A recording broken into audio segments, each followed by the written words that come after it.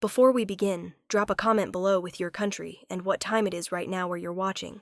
Whether it's sunrise in Nairobi, midnight in New York, afternoon in Canada, or evening in France, I want to know. Don't just sit back, tell me where in the world you are. Now, let's dive into the story. Alowen Kaith crouched in the shadow of Bramblefin Hollow, her chest tightening as the pack's laughter echoed from the clearing ahead. The air was thick with damp leaves and the faint coppery scent of blood, a reminder of the trials she had failed for weeks. Every pair of eyes in Ironbark Refuge had been on her when she stumbled during the agility test, her small frame trembling under Kyle. No, Corvin Thalor's disapproving gaze. Her heart thudded painfully against her ribs as Jorvik Sade's mocking grin cut across the clearing, a reminder of her place as the pack's weakest Omega. She hated herself for it, for every faltering step, every misjudged movement. The whispers, the quiet chuckles, they all pointed to the same conclusion.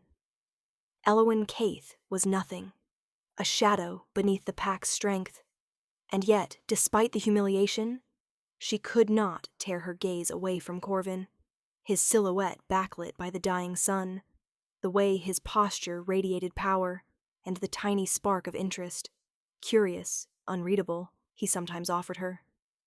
The wind shifted, carrying the scent of wet earth and pine, teasing at something primal deep in her chest. Her paws brushed against the muddy ground, trembling, longing to run, to prove she could be more than what the pack believed. Leora Vance, her only ally in this labyrinth of judgment, nudged her shoulder gently, her amber eyes steady and warm. "Don't let them see you break," Leora whispered, her voice soft but insistent. The kind of reassurance that felt heavier than a cloak on Elowen's fragile shoulders. But Elowen's mind was a storm of shame.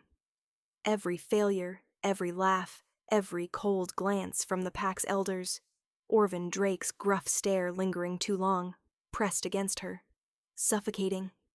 She had tried to disappear, tried to fade into the shadows of Bramblefin Hollow, but humiliation had a way of chasing her, dragging her into the light, exposing every flaw. And tonight, she would face something far worse than the pack's scorn. A sudden howl split the twilight, raw and urgent, echoing across Wolfspire Cliff beyond the trees. Every hair on Alowen's body stood on end as Corvin's eyes flicked to the sound, muscles taut, his hand brushing instinctively to the hilt of a ceremonial dagger. The pack froze, a ripple of tension rolling across the clearing like waves on dark water. Jorvik smirked, but even he stiffened, sensing the weight of the unknown. "Go check it," Corvin commanded, voice sharp and resonant, and the words landed like a stone in Alowen's stomach. She wanted to vanish, to run deeper into the shadows, yet something unnameable, a mixture of fear and desperate hope, rooted her feet. And then she saw it.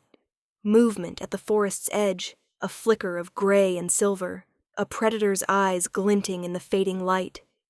Her pulse leapt into a frantic rhythm, mind screaming retreat, yet body drawn toward the danger like a moth circling a flame. As she stepped forward, Jorvik's sneer followed, but so did Leora's hand gripping her arm. "Be careful," Leora breathed, but there was a quiet conviction there, as if she knew Alowen was about to cross a threshold unseen.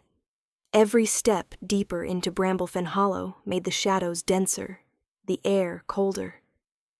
Then Corvin was beside her before she realized, his presence both a shield and a warning. "Stay close," he murmured, and his gaze scanned the trees with predatory precision. Her skin tingled where his fingers brushed hers, and for a heartbeat, the world narrowed to the scent of his leather jacket, the warmth of his body against the night's chill. Then the creature emerged fully. A rogue wolf, massive and scarred, its teeth glinting in moonlight, eyes fixed on her with uncanny intelligence. A scream tore from the pack, but Elowen froze, paralyzed between fear and fascination. The world seemed to hold its breath. The rogue lunged and chaos erupted. Alowen's instinct screamed to run, yet she was rooted, heart hammering in synchrony with the rhythm of the predator's strike. Corvin intercepted with blinding speed, claws flashing, teeth bared, a growl that shook the forest floor. Jorvik stumbled backward, shouting orders, but none mattered. All that existed was the predator and the fragile Omega. Then, in a moment she would never forget, the rogue's fangs sank into her shoulder. Pain flared, blinding and raw, and yet through the haze she felt a surge, electric, potent, coursing through her veins. Corvin's eyes widened in shock, and the rogue faltered, suddenly hesitant. The forest seemed to shift, the air pulsing with energy, the whispers of ancient power brushing against her skin. Alowan's fear transformed into something feral, something unstoppable. Her hands shook, claws elongating, senses igniting, and she realized, shaking, awestruck, terrified, that the bite had awakened something inside her, something the pack never saw coming. Alowan Kaith remembered the first time she had stepped foot into Ironbark Refuge, the scent of pine and old stone mingling with the metallic tang of wolf blood, filling her lungs like a warning. She had been 16, small, awkward, and painfully aware of how every pack member's gaze could cut like a blade. Corvin Thalor had stood at the center of the clearing, broad-shouldered and exuding an aura that made the air thrum with power. The other wolves had whispered, some friendly, some mocking, but all sizing her up as if she were a piece of prey. She had tried to keep her head down, to learn without drawing attention, but her clumsy attempts at agility, her trembling during early hunts, and her quiet voice had made her a target. Jorvik Sadi had been relentless from day one, a constant reminder that the pack expected strength and dominance, not shyness and hesitation. Leora Vance, even back then, had been the only hand reaching for hers in the shadows, her amber eyes steady, a quiet promise that she wasn't entirely alone in this world that measured worth by claws and fangs. Her earliest days had been a blur of humiliation and survival. Every morning, Orvin Drake, the grizzled elder, would watch her practice from the lodge's balcony, his arms crossed, a scowl etched deep into his weathered face. He never offered advice freely, only terse corrections, leaving her to flounder under the weight of expectations. The first hunting exercise still haunted her. She had stumbled through the underbrush, failing to track a wounded hare, while the pack laughed behind her. She had collapsed against a gnarled tree, breath ragged, pride shattered, and felt Corvin's gaze on her. Not pity, but something unreadable, a quiet scrutiny that made her skin prickle. Leora had pressed a hand to her shoulder then, murmuring, "You're stronger than you think. They just can't see it yet." But even that reassurance had felt like a fragile thread in a storm. Elowen had wondered more than once if she belonged at all, or if she was destined to remain the pack's weakest, the Omega everyone ignored, or worse, mocked.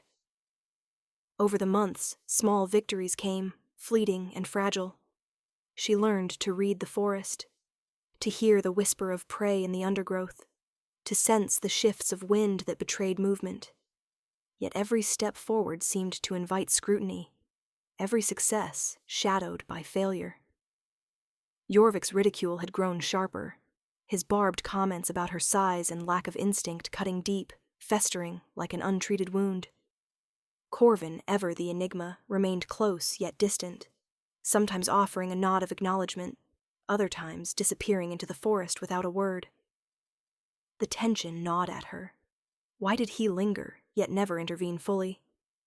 Leora, noticing her frustration, suggested training late at night on Wolfspire Cliff, where the moonlight transformed the jagged rocks into a silver arena. There, under the cold gaze of the moon, Alowan felt a flicker of freedom, a spark of the power she had yet to understand. But even in those moments the pack's shadow loomed, constant and oppressive. The turning point had come during the winter hunt.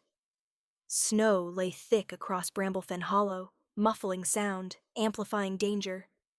Alowan had been paired with Jorvik, an arrangement she had dreaded, tasked with tracking a wounded stag to feed the pack.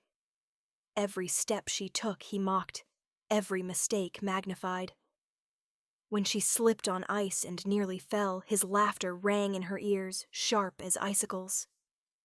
But she refused to give up, crawling through snowdrifts, claws cutting into frozen earth, heart hammering, breath visible in the frigid air. Leora had followed from a distance, her presence a whisper of comfort. Then, from the shadows, a predator had emerged, a rogue wolf, eyes blazing, teeth bared. Panic surged, an instinct overrode fear. She froze, every lesson, every failure, every whispered word from Orvin replaying in her mind. Corvin appeared like a shadow of the night, swift and deadly, fangs bared. The rogue retreated, but something inside Elowen had stirred. A flicker of courage, of raw instinct that she didn't yet understand. A prelude to the power lying dormant within her. Even after that winter hunt, life in the pack remained a struggle. Nights were spent in Ironbark Refuge, listening to the pack's laughter and whispers, feeling the sting of isolation. Jorvik continued his relentless torment, Leora's quiet support a small comfort, and Corvin remained both a beacon and a mystery. Elowen practiced alone whenever she could, tracing patterns in snow, listening to the wind, sharpening senses she had barely acknowledged. Each day was a lesson in endurance, humiliation, and survival. And yet, the memory of the rogue wolf bite in the present, the surge of power it had ignited, haunted her thoughts, even in her flashbacks. The pack believed her weak, but something fundamental had shifted, and she felt it deep in her bones. A force that had been lying dormant, waiting for the right moment, waiting for Corvin's intervention to awaken fully. The thought both terrified and exhilarated her. And as she pressed forward into the shadows of memory, she realized that the girl who had stumbled through Ironbark Refuge was no longer the same. Something fierce, something dangerous and perhaps unstoppable had begun to stir. The rogue's bite still burned through Elowen's shoulder long after the creature fled into the depths of Bramblefen Hollow. She sat on the cold stone steps of Ironbark Refuge, the night air settling around her like a heavy blanket. The forest beyond crackled with unseen movement, but the pack remained eerily silent, exchanging tense glances as Corvin paced before the iron torches. Orvin Drake examined the wound with furrowed brows, his fingers tracing the jagged pattern of teeth marks that pulsed faintly beneath the skin. "There's something wrong," he muttered, low enough that only Elowen caught it. Leora sat beside her, eyes wide with worry, her hand trembling as she reached for Elowen's. Elowen tried to speak, to tell them about the strange surge she felt when the rogue's fangs sank in, but the words tangled in her throat. She could still feel the energy crackling under her skin like embers waiting for wind. Corvin stopped pacing then, staring down at her with an intensity that made her breath catch. "What did you feel?" he asked. She swallowed hard, heart pounding, unsure if she should speak the truth or bury it. She lifted her gaze slowly to Corvin's eyes, searching for judgment, but instead found something unsettling. Curiosity, almost fascination. "It didn't hurt the way it should," she whispered, her voice barely audible above the crackle of flames. "It burned, but then everything felt clearer, stronger." The moment the words left her mouth, Jorvik scoffed from across the room, leaning against a wooden beam. "Stronger?" he repeated, voice dripping with disbelief. "You nearly passed out from a bite, Omega." Elowen clenched her jaw, fighting the familiar wave of humiliation. Corvin shot Jorvik a warning glare before turning back to her. "Close your eyes," he said. The command vibrated through her, and she obeyed without thinking. The sounds of Ironbark Refuge faded, the rustle of fur, the hiss of burning wood, Leora's anxious breathing. Instead, something else emerged, the distant rush of a river, the heartbeat of someone pacing nearby, the faint pulse of life in the forest outside. She gasped. "I can hear everything," she whispered, eyes still shut. Orvin stiffened, surprise flickering across his stern face. When she opened her eyes again, the world appeared sharper. Shadows had edges, scents layered in strange new ways, every movement carrying meaning she hadn't noticed before. Corvin knelt before her, closer now, close enough that she could see the faint scar running along his jawline. "That bite wasn't normal," he said. "Rogues don't pass on power." Orvin cleared his throat, stepping between them, the elder's voice, heavy with caution. "Unless it wasn't a rogue," he murmured. The room went still. Elowen's stomach tightened. "What does that mean?" she asked. Orvin's eyes narrowed, his expression unreadable. "There are stories," he said slowly, "of wolves who carry ancient blood, a corrupted lineage. Their bite awakens dormant strength, but it also carries a curse." The word hung in the air like a blade. "Curse." Jorvik straightened, suddenly alert. Leora squeezed Elowen's hand, silent but steady. Corvin stood, running a hand through his dark hair, tension radiating from him. "If that's true," he said, "we need answers. Now." The pack assembled around the table in the center of Ironbark Refuge, maps unfurled, torches flickering. Elowen watched, heart racing, trying to steady her breathing as Corvin, Orvin, and Valeth Crown debated possibilities in hushed voices. Every sentence seemed laced with danger, every unanswered question another weight pressing on her shoulders. Leora stayed close, her presence a quiet anchor. "This isn't your fault," she whispered, though her tone suggested she feared it might become so. Jorvik approached, arms folded, gaze sharp. "Whatever you think you felt, it won't change anything," he said, voice low and cruel. "You're still the weakest Omega." But something in Elowen stirred, a spark that hadn't existed before. She met his gaze evenly. "Then why are you afraid?" The flicker of surprise in his eyes was brief, but undeniable. Corvin's attention snapped to her, and even Valeth's stoic expression shifted. It was the first time Elowen had spoken back to Jorvik, the first time her voice carried power instead of apology. The pack didn't know how to respond. Even Elowen didn't. Later, when the others dispersed, Corvin led Elowen to the moonlit clearing behind the lodge. The night was alive with sound, the rustling of leaves, distant howls, the hum of unseen life. "You're changing," he said, voice quiet but firm. "I can feel it."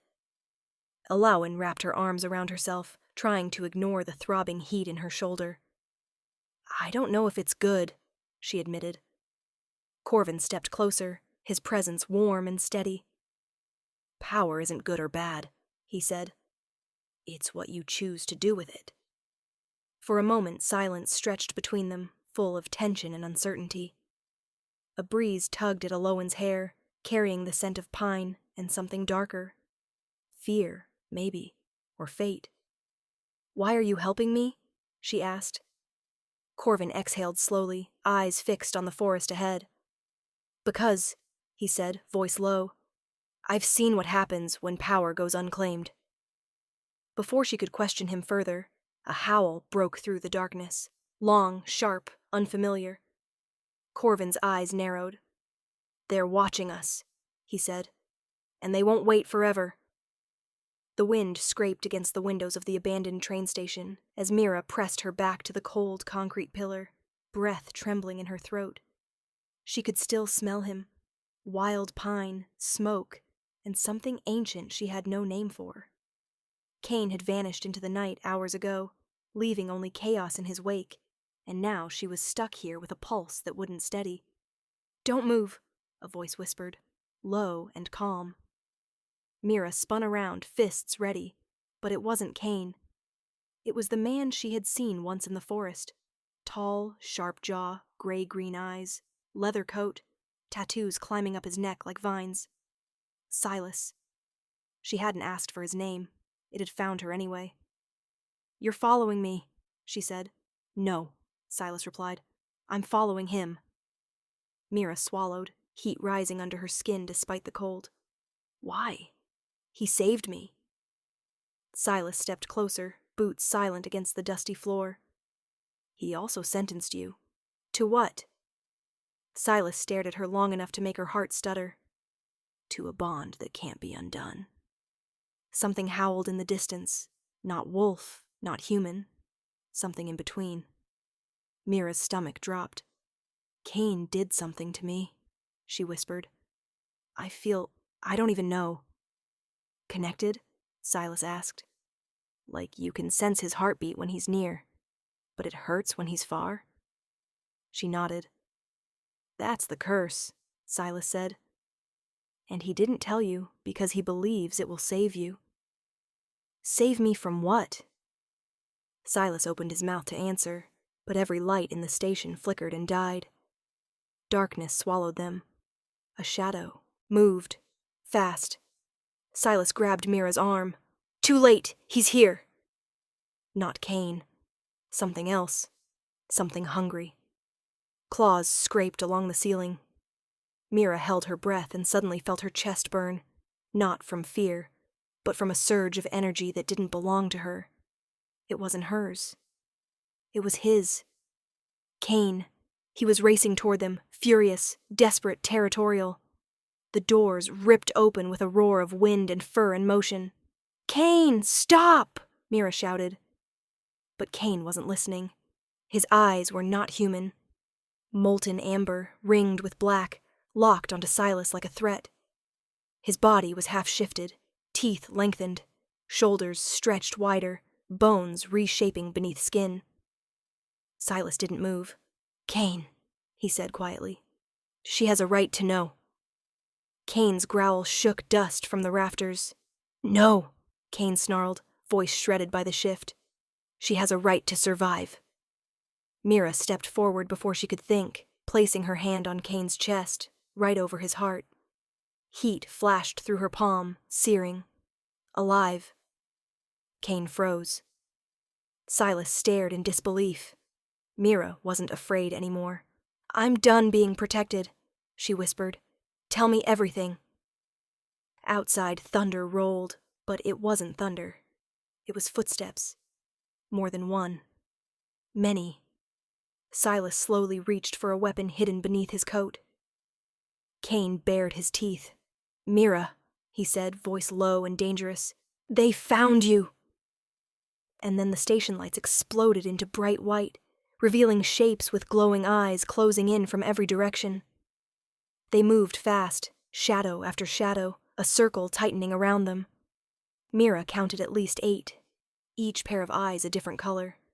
Crimson, gold, frost blue, ember orange. Not wolves, not fully anything. Pack, but wrong. Silas took one step forward and the air around him shifted, like pressure before a storm. Cain remained half-shifted, muscles pulsing, breath heavy, eyes locked on the closest creature. Mira, Silas murmured, stay behind me. Like hell, she whispered back, heart in free fall. The first attacker lunged. Cain caught it in midair, claws sinking into flesh with a sound that wasn't human. Silas moved like smoke, blades flashing, metal slicing through air. Mira should have been terrified. She was. But something else was rising inside her. Something fierce and burning. Like energy coiling in her veins. A creature broke past Cain, rushing straight for her. Mira raised her hands without thinking, and a pulse of heat shot outward. Invisible, silent, real. The creature hit an unseen force and slammed into the wall, stunned. Cain stopped mid-fight, stunned himself. Silas stared, eyes wide. She's awakening. What did I just do? Mira gasped, stepping back, hands shaking. Cain threw the last attacker to the ground and crushed it under a single swipe. Silence hit the station like a hammer. One by one, the glowing eyes blinked out. Bodies dragged back into darkness, retreating. They weren't dead, just testing. Silas wiped blood from his jaw. They'll come again. No, Cain growled. They'll send someone stronger. Mira swallowed hard. What are they? Silas looked at her. Rogue-born, packless, controlled by whoever marked you. Marked me? Mira echoed. Kane's jaw tightened. When I saved you in the forest, I had to stop the bleeding. I didn't mean, Silas cut him off. He bit you. Mira's blood went ice cold. Memories slammed into her. Dark trees, cold rain, Kane's teeth in her shoulder, heat flooding her body. That's why you feel him, Silas said. That's why they're hunting you. You're not human anymore. Kane stepped closer, voice soft, tortured. I didn't want this for you, but if I hadn't, you would have died. Mira stared at them both, shaking. So what am I? Silas met her eyes, and for once he had no sarcasm, no edge, just truth. Half-bound, he said. Between worlds, between packs, between fates. Mira's voice trembled. Can it be undone? Kane's silence was answer enough. No, Silas said, but it can be controlled. If you learn, if you survive the transition. The transition? Mira asked. When? Kane closed his eyes. Exhale slow. The next full moon. Mira looked up through the shattered ceiling at the unfinished night sky. Clouds drifted, light shifting. She suddenly understood the urgency in Kane's voice. How long? She whispered. Silas checked the sky through broken glass. 3 nights. Kane stepped close, his heat washing over her, wild and magnetic. Stay with me. I'll train you. I'll teach you to shift. I'll keep them away. Silas shook his head. You can't protect her alone. Mira looked at them both, one made of fury and instinct, the other made of quiet strategy. Then a voice echoed from the far end of the station, unfamiliar, smooth, and terrifyingly controlled. No, it said. He can't protect her at all. Footsteps. Slow. Confident. A man stepped into the broken light, tall, dressed in black, silver hair slicked back, eyes like polished obsidian. Mira's new instincts screamed one word. Alpha. Kane stepped in front of her, posture rigid. Ronan. Silas's hand tightened on his blade. The newcomer smiled, sharp as a knife. Little hunter, Ronan said to Mira, you have something that belongs to me. The temperature dropped. Mira's skin burned. The mark on her shoulder pulsed like a heartbeat that wasn't hers. And for the first time she understood. This wasn't a rescue. It was a war. Ronan didn't rush. That was the worst part. He moved through the broken station like a king entering a throne room, hands clasped loosely behind his back, every step measured. Mira could feel Kane's body tense in front of her, the shift threatening to explode beneath his skin. Silas stepped to the side, angling himself, calculating lines of attack and escape. The air had weight now, heavy and metallic, like lightning waiting to strike. Mira's mark burned hot, a pulsing ache under her skin that spread down her arm and across her chest. Ronan's eyes tracked that pain like he could see straight through her clothes, straight to the mark itself. I didn't come to fight, Ronan said, voice smooth as glass. Not tonight. Silas scoffed. You brought 8 rogues. Ronan smiled faintly. If I wanted you all dead, I would have sent more. Mira felt something strange. Not fear exactly, but recognition. Like some part of her knew this man, or at least knew what he was.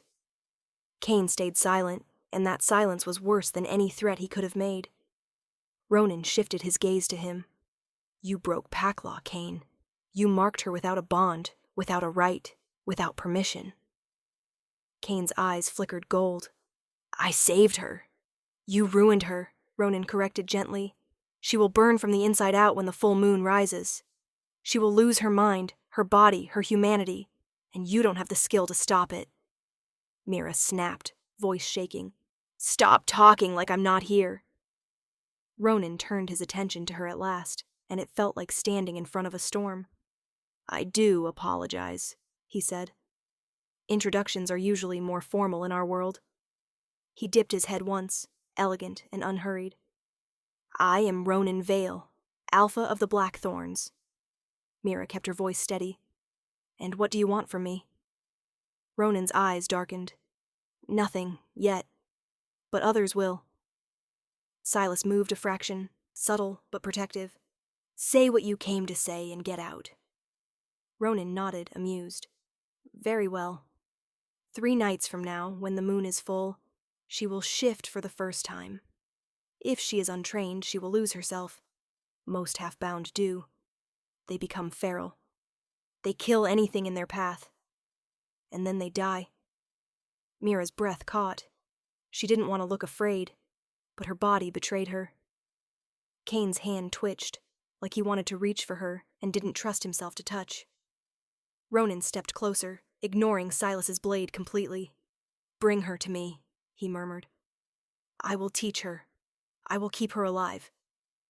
Kane growled low. Over my dead body. That, Ronan said quietly, is the most likely outcome.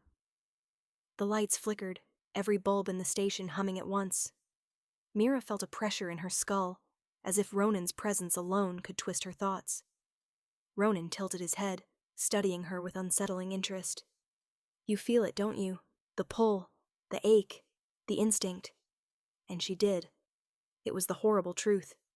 Since the mark, something had been waking up in her, something ancient and hungry. Ronan reached into his coat and pulled out a small black object, dropping it onto the cracked tile between them. It hit the ground with a soft, metallic clink. A pendant, a sliver of obsidian tied with silver wire, shaped like a fang. A token, Ronan said, to help with the pain when it starts.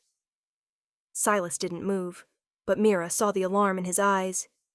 Kane made a warning sound, low and dangerous. Ronan stepped back, lifting his hands in a gesture of peace, though his eyes still gleamed with power. I won't force you, he said. I never do. Choice is what makes power real. He turned toward the exit, the darkness in the far hall swallowing his silhouette. 3 nights, he said over his shoulder. If she stays with you, she dies. If she comes to me, she lives. Just before he vanished entirely, he looked at Mira, and his voice dropped to a whisper she shouldn't have been able to hear, but somehow did. And if you survive, little hunter, you will be magnificent. When he was gone, nobody spoke. The pendant lay on the tile like a threat masquerading as a gift. Mira broke the silence first. Don't touch it, Silas snapped immediately, stepping forward. It's marked. Kane shoved a broken bench aside and crouched next to it, studying without getting close. He wants you scared, Kane muttered, jaw rigid. He wants you desperate enough to go to him. Mira sank down onto the stone steps of the platform, wrapping her arms around herself. The station felt smaller now, like the walls had closed in. Is he lying? She asked quietly. About what happens to me. Silas didn't answer right away, and that silence said everything. Kane finally looked at her, eyes human again, but barely. The first shift is always agony, he said, but half-bound, it's worse. It's like being ripped in two. Mira swallowed, throat tight. Can I survive it? Kane moved closer, slow, like approaching a wounded animal. I'll train you, I swear it.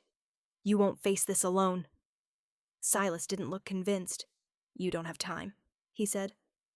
We need someone who's done this before. Someone who's trained half-bound. Kane stiffened. And you think Ronan is the answer? I think dying isn't, Silas replied. Mira lifted her head. No one decides for me. Both men looked at her, surprised. Fear still crushed her chest, but something else rose beneath it. Stubbornness, maybe. Instinct. Heat flickered in her hands, a tiny pulse of power she couldn't control yet. We have 3 nights, she said, so we start now. Kane nodded once, relief flashing in his eyes. Silas exhaled slowly and pocketed his blade. Outside, sirens wailed faintly, distant, human and useless. Mira stared at the pendant on the floor, black and gleaming. She didn't touch it. Not yet. But she could feel it calling to her, like it already knew her heartbeat. 3 nights, 3 chances before the moon claimed her, and somewhere in the dark, Ronan's promise echoed like fate, magnificent if she survived. Training began that same night, not in daylight where safety felt possible, but in a forgotten subway tunnel beyond the broken station. Silas found the place, a stretch of concrete and echoing dark where no cameras worked and no humans ever wandered. Kane drew a rough circle on the ground using chalk stolen from a construction site, symbols Mira didn't recognize, but felt buzzing behind her eyes. "Step inside," he told her. She did, heart pounding, breath shaky. Heat flared beneath her skin, a low ache in her bones. "Focus on your breathing," Kane said. "Slow, steady." Mira tried, but the pain spiked like someone twisting a knife in her ribs. Silas watched from the shadows, arms crossed trying to look calm, but his jaw twitching. "She doesn't have control," he muttered. Kane shot him a glare. "Then we teach her." He knelt in front of Mira, close but not touching. "Listen to me. Hear my voice, not the pain." Maybe that should have helped, but the mark beneath her collarbone burned hot, and in her head she heard Ronan whispering one word again: magnificent. Mira gasped as a sudden pulse flashed through her body. Her vision shifted, colors too bright, sounds too sharp. She could hear water dripping far down the tunnel, like thunder. She could smell metal, sweat, and fear. "What's happening to me?" she choked out. Kane's eyes flickered golden. "Your senses are waking up early." Silas stepped closer, frowning. "Too early." Kane ignored him. "We train for control first, then power." Mira's hands trembled, nails sharpening without fully shifting. She wanted to scream and run and collapse at the same time. "Stop trying to fight it," Kane said, voice softer now. "Let it move, but don't let it choose." Mira closed her eyes, forcing herself to breathe through the burning. That's when she saw something. Not a vision, but a memory that didn't belong to her. A forest at night, silver rain, wolves running. She stumbled. "Kane, I've got you," he said instantly, steadying her shoulders just before she fell. Silas reached for his knife again, habit not threat. Mira's voice shook. "There's something inside me." Kane nodded. "There always was. The mark didn't give you power. It woke it up." Mira wanted to ask how he knew that, but Silas cut in sharply. "She's going to burn out if we push her." Kane finally stepped back, giving her air. Sweat dripped down her spine, skin hot like fever. "We're not done," she whispered, surprising herself. Kane's expression changed, respect mixed with fear. Silas unfolded a worn canvas bag, revealing strange objects.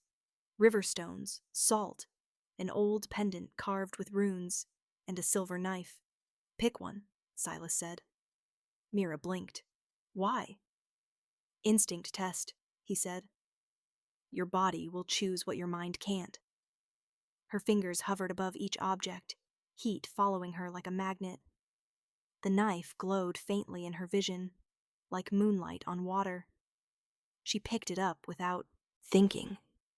A hum shot through her arm. Silas exhaled, shaken. She chose silver. Kane frowned.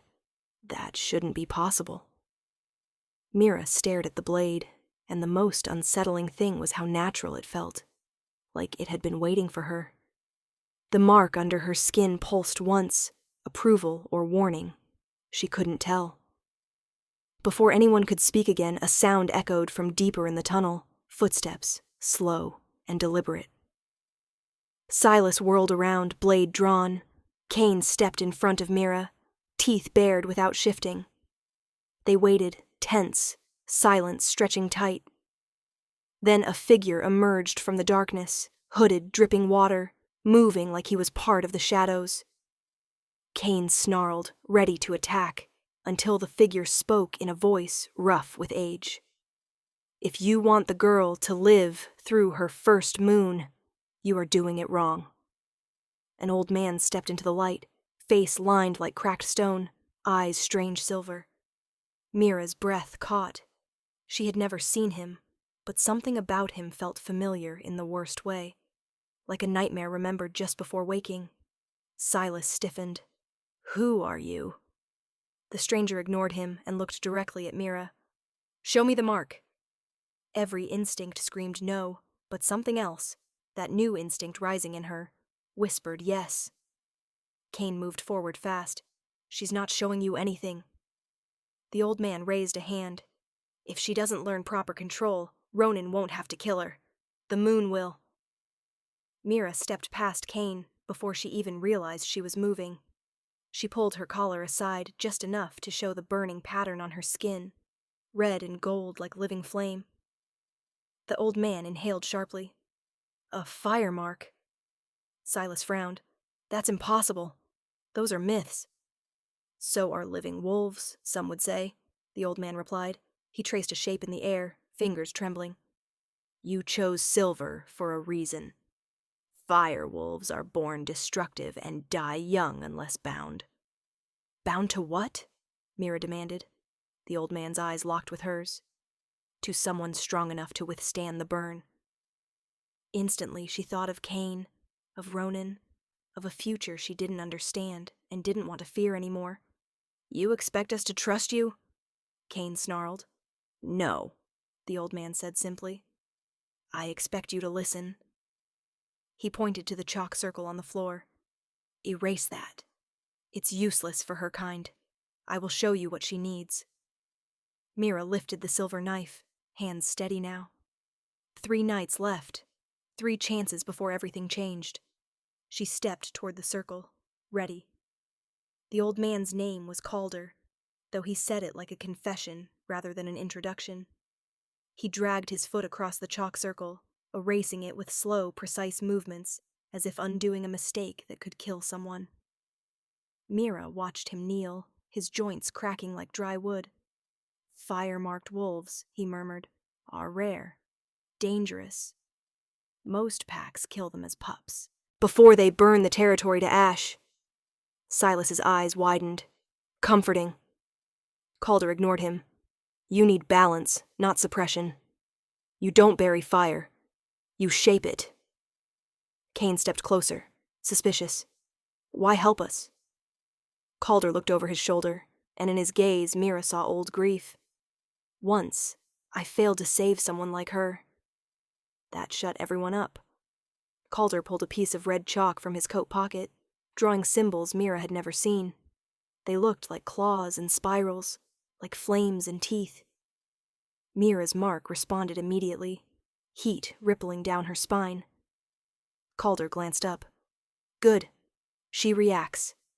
Now place the silver knife at the circle's center. Mira did, and when the blade touched concrete, the chalk symbols glowed faint orange, as if remembering fire. Sit, Calder instructed. Mira lowered herself to the ground, cross-legged, ignoring the tremor in her muscles.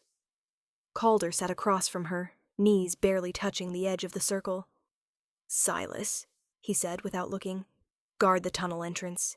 If you smell anything wrong, call out. Silas moved instantly, blade drawn. Cain, Calder continued, sit behind her. Do not touch her unless she starts to shake uncontrollably. Cain hesitated, then lowered himself behind Mira, body heat warm against her back, but at a respectful distance. Calder placed his hands flat on the ground, palms over the glowing chalk. We begin. Mira sucked in a breath, bracing for pain. But what came first wasn't pain. It was memory. Not hers. A child running through a burning forest.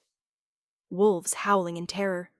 A voice screaming her name, though she had never heard that voice before. Mira gasped, eyes flying open. Calder's voice cut through the vision. Follow the heat, not the fear. Her mark burned brighter, a pulsing, radiant agony like molten iron under her skin. Mira gritted her teeth. It hurts.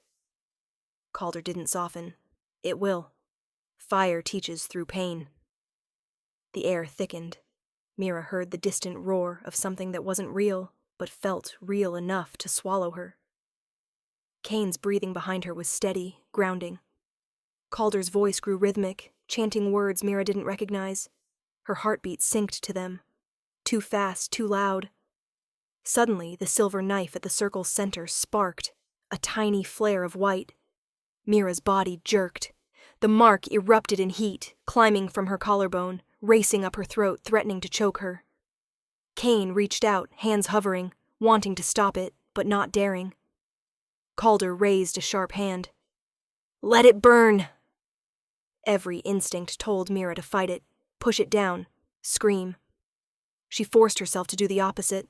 She surrendered, leaning into the fire. And the heat shifted. It didn't vanish, but it changed shape. It flowed instead of stung, like molten metal poured into a mold. Mira sucked in a breath, shocked. Calder nodded once, satisfied. Good. Again. Mira breathed. The fire rolled, wild and controlled at the same time, terrifying and beautiful. Silas called from down the tunnel, voice tight. "We're not alone!" Calder stopped chanting instantly. The glow at the chalk edge faded. Mira opened her eyes, dizzy but alive. Kane stood in one motion, shifting without transition, teeth bared. Silas stepped into view, blade raised, eyes unblinking. A shape moved in the shadows beyond him. Fast, silent, wrong. 3 figures emerged, dressed in dark canvas. Not wolves, but not human either. Hunters. Mira could smell silver and ash on their clothes.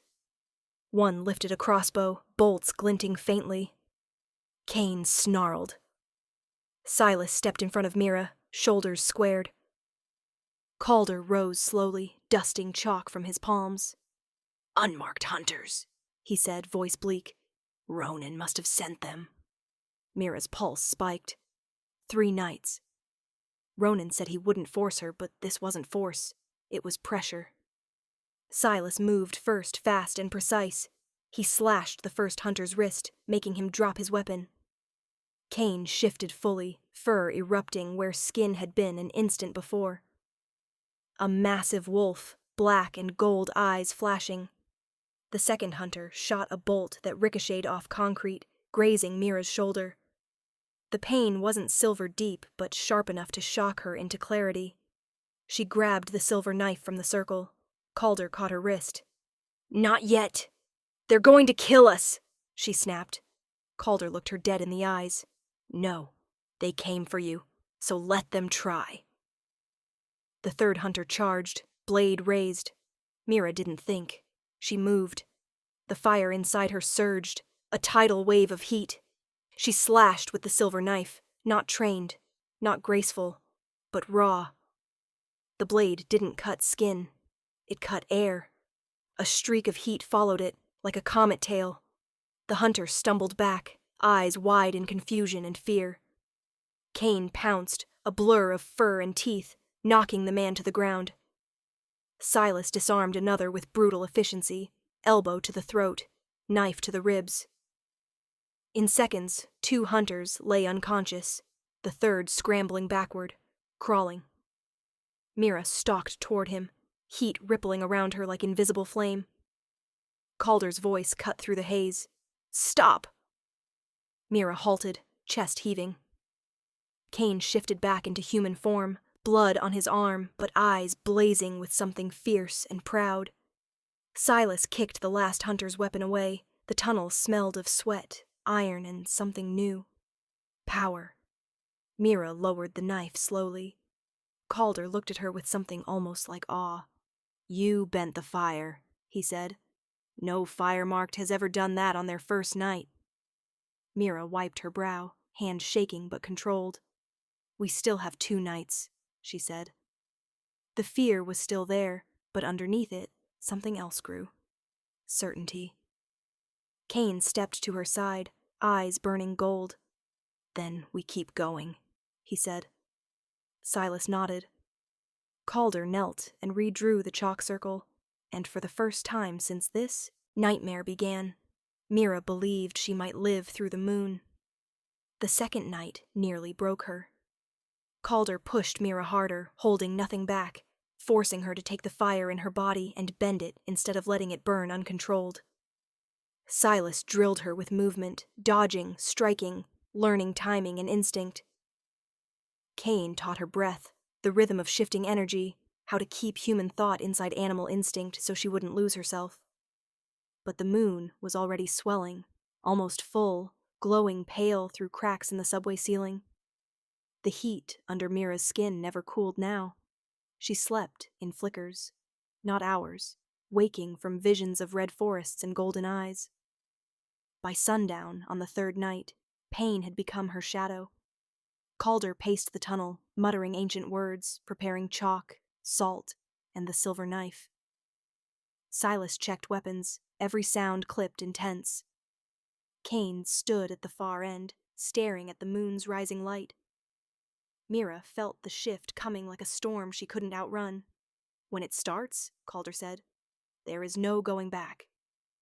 Mira nodded. "I know." She wasn't sure she did. A howl echoed outside the station, low and unfamiliar. Not Kane's voice. Not Silas. Something else. Silas's head snapped up. "We're out of time." Calder frowned.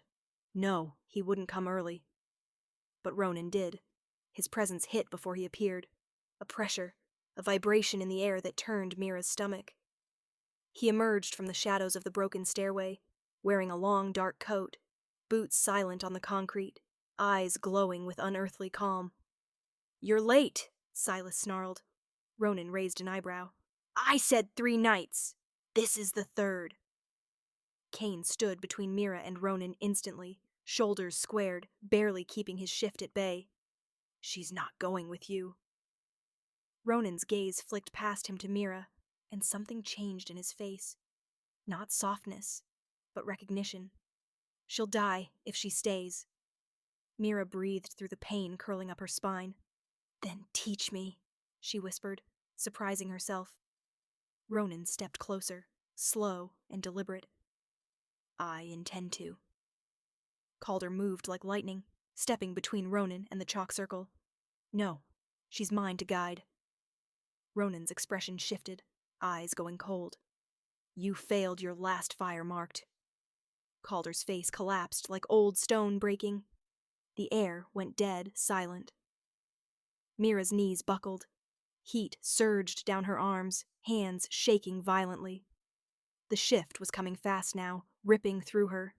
She could barely breathe. Kane dropped to a crouch beside her. "Look at me! Stay with me!"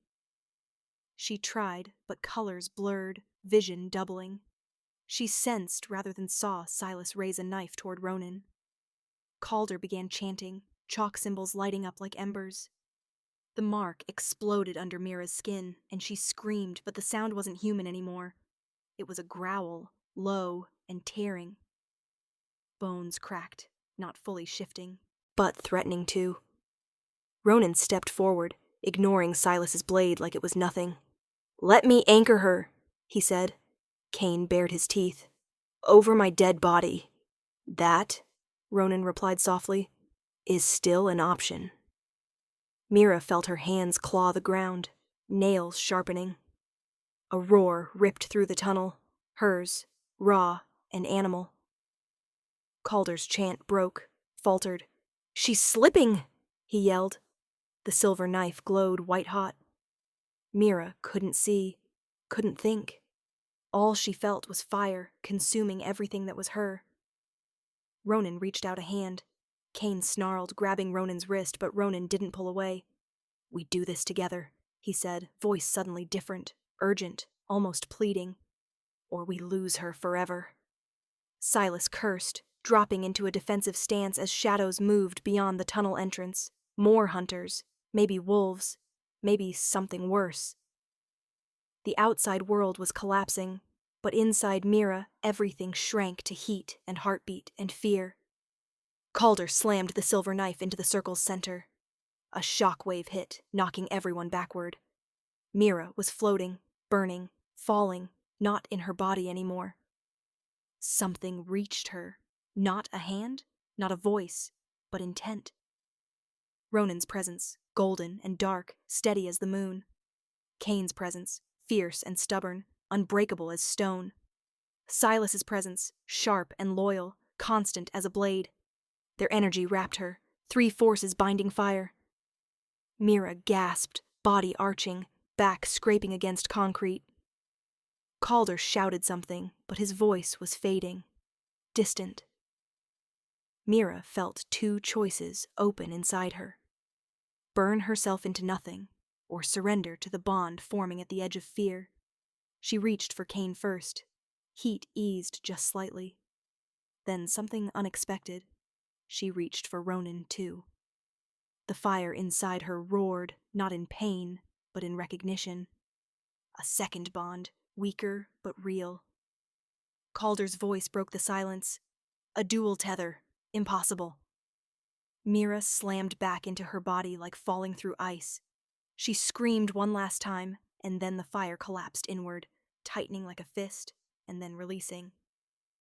When she opened her eyes, the chalk circle was smoking. Cain knelt in front of her, eyes blazing gold but human again.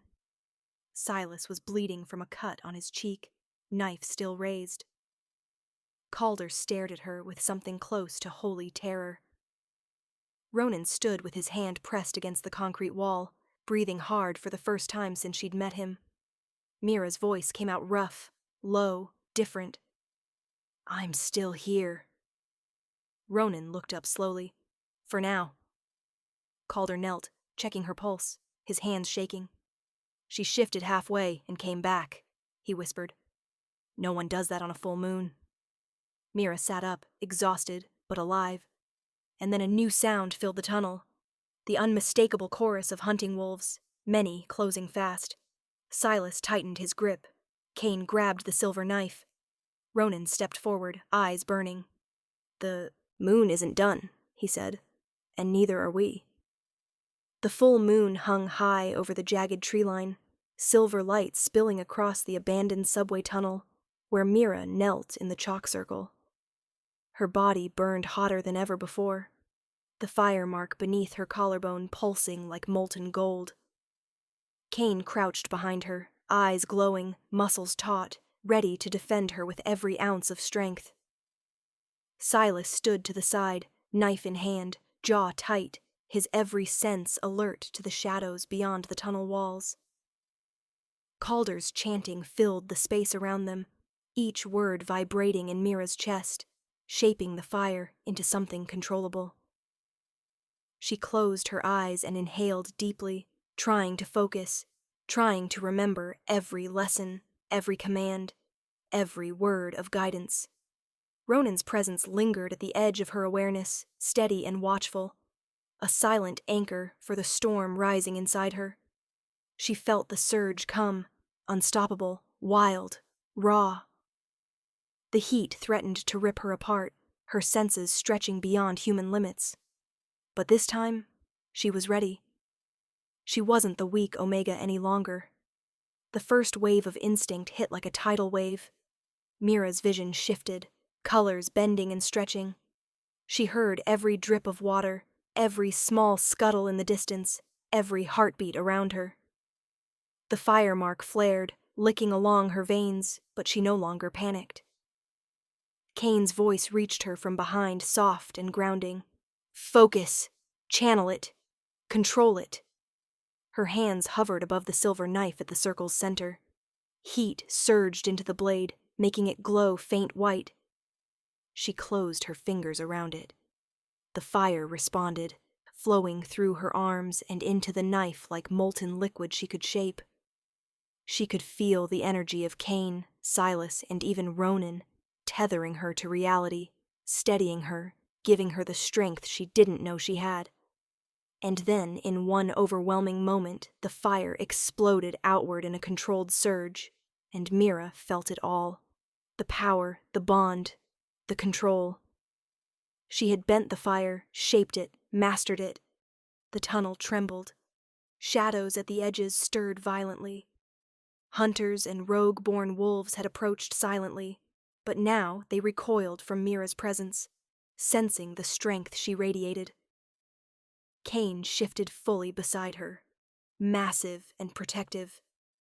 Amber eyes blazing, growl low and deep. Silas moved like a shadow, weapon raised, guarding the perimeter. But Mira no longer needed protection in the same way. She rose to her knees, silver knife glowing in her hands, and stepped forward, fire mark pulsing along her skin. Every predator, every threat, every shadow froze at the edge of her awareness.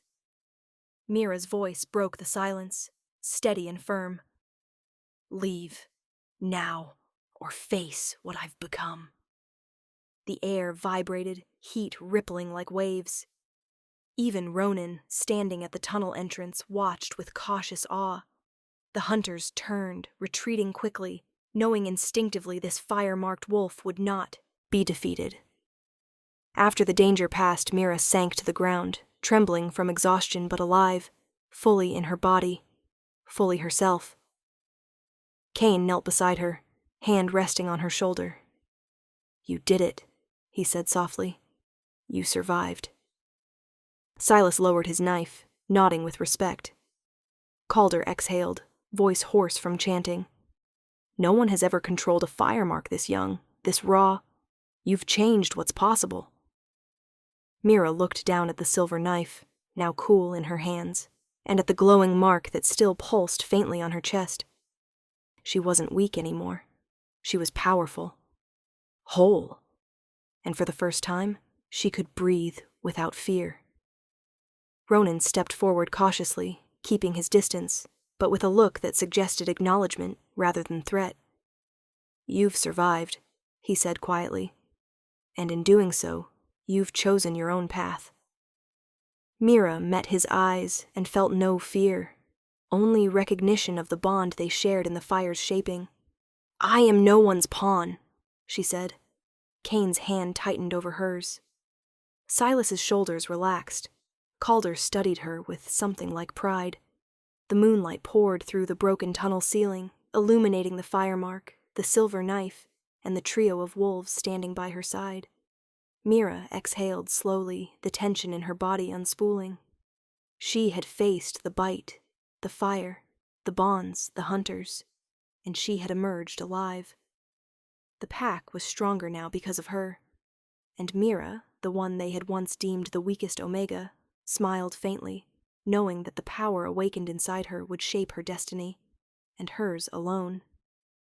Outside the tunnel, the world began to stir with dawn. Birds called in the trees, wind rustled leaves, and somewhere, distant and unseen, the howl of a wolf echoed back, answering the one inside Mira. She stood, silver knife in hand, mark glowing faintly, and took her first full step into a new life. No longer weak, no longer dependent, but whole, powerful, and unstoppable. Cain flanked her on one side, Silas on the other, and together they stepped into the light. Whatever dangers awaited beyond the tunnel, Mira was ready. And this time, she would face them on her own terms, with fire in her veins and the strength of the pack behind her. The night of fear, pain, and helplessness had ended. The wolf inside had awoken, and with it, a power no one could ever challenge. Thank you for following Mira's journey from the weakest Omega to the pack's most powerful force. If you felt her fire awaken, give this video a like, share it with someone who loves epic werewolf stories, and comment below which character's journey moved you the most. Was it Mira, Cain, or even Ronan?